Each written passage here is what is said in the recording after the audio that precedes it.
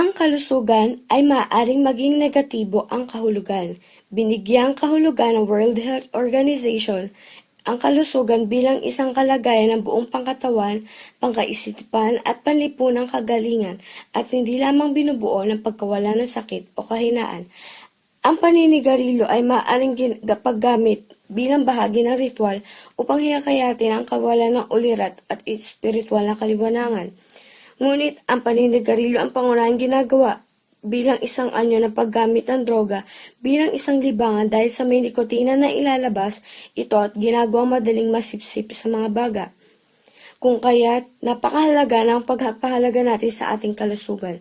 Gayon na nga ang sanay pagpatupad ng naudlot na batas republikong utol sa paninigarilyo na ang paglagay ng mga babala sa bawat kahon ng sigarilyo at ang pagtaas ng presyo nito upang mabawasan ang mga nasabing kumukonsumo ng sigarilyo sa bansa.